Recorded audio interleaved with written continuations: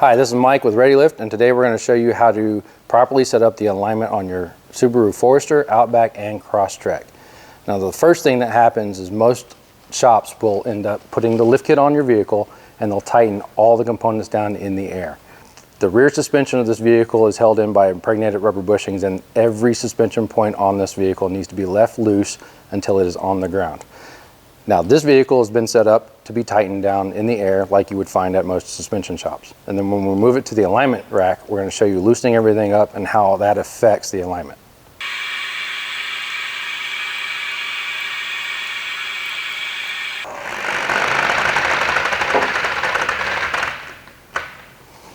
Okay, so now not only is it important to know that whenever the suspension is left loose, that once it hits the ground, the vehicle is still held up by the friction between the tires and the concrete. Now, the vehicle needs to be rolled backwards and forwards to allow the suspension to actually release. Let the tires release and let the suspension settle.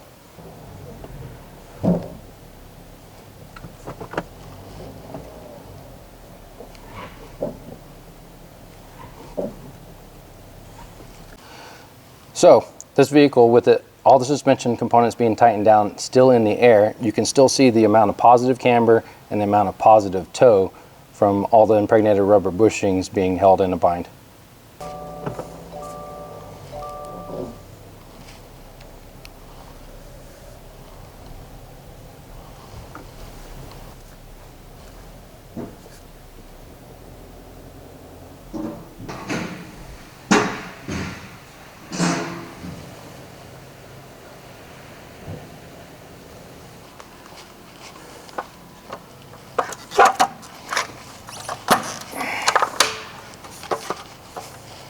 Okay, now that we got the vehicle on the alignment rack, we're going to go through and pick the specifications for that vehicle. So we're going to pick Subaru Forester 2017. These are all the lane departure systems that if you have the vehicle, we're going to go through. Now this is compensation. This is where we'll roll the vehicle back and compensate the heads. And then your alignment specs will pop up.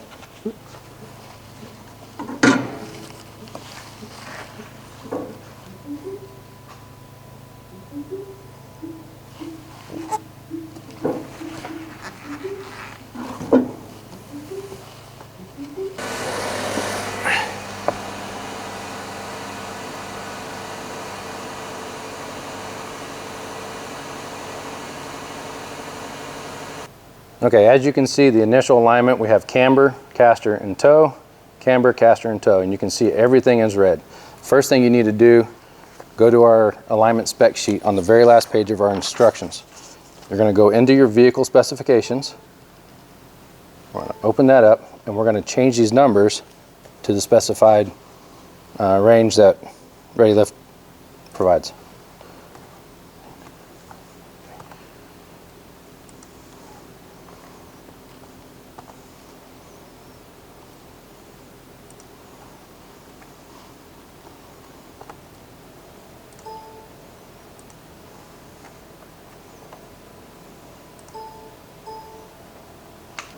Or redo a caster sweep.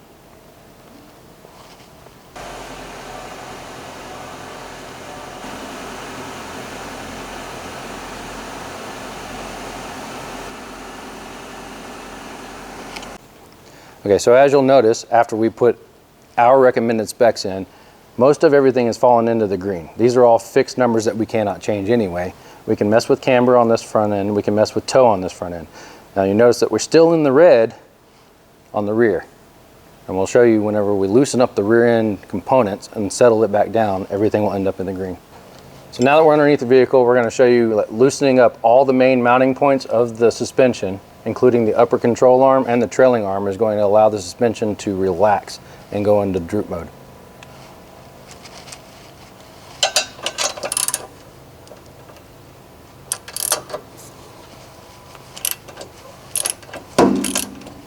You hear the pop? That's the suspension wanting to settle into its natural resting point.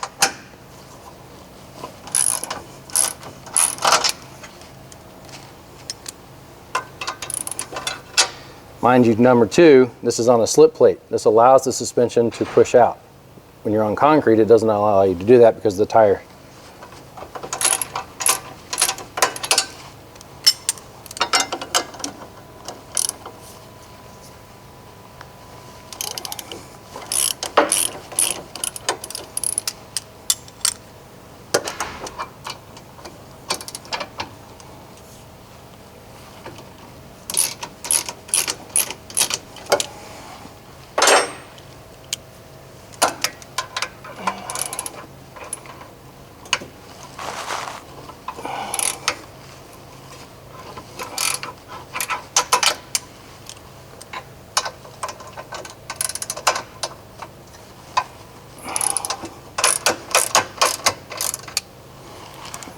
Do both sides. So now that we got all of the main suspension components loose, we're going to jounce the vehicle, which means bounce the vehicle up and down until it settles. Okay, just for comparison, you'll notice that the camber has already dropped in and gone to a less positive and a little bit negative. Now we're going to go back to the back and we're going to set the toe, which is going to bring these into green, and that's going to bring that into green as well.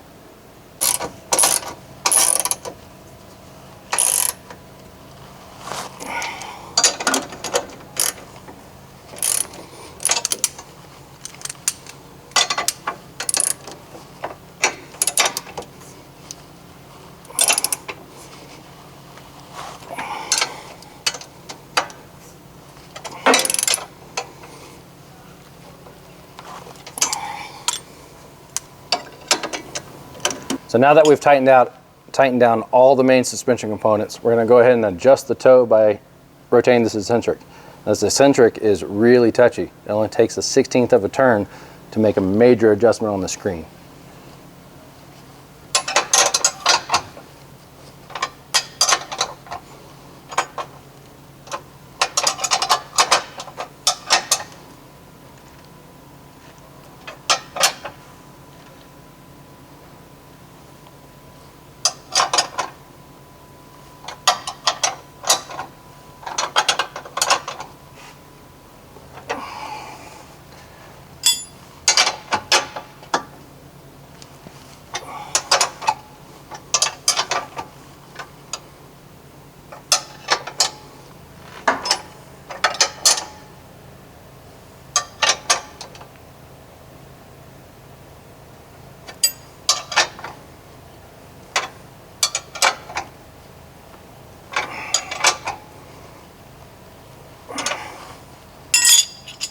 And there we have it. And we'll set the toe in the front and then the alignment should be done. To adjust the front of these cars, you're going to loosen up this lower strut bolt and this upper strut bolt. The upper strut bolt is a cam bolt, and when you rotate the head of the bolt on the back side, you're going to actually set camber. Now this vehicle is within our spec, so we don't even have to mess with it. And then the next thing we're going to do is we're going to set toe. We're going to loosen up the jam nut here and we're going to adjust this until we get the proper toe specs, and then we're going to tighten everything down. Go ahead and loosen. Tie around.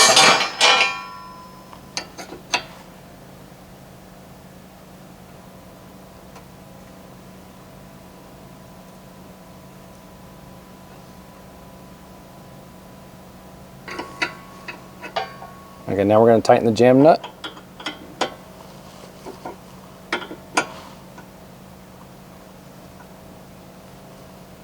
And we can call the alignment good.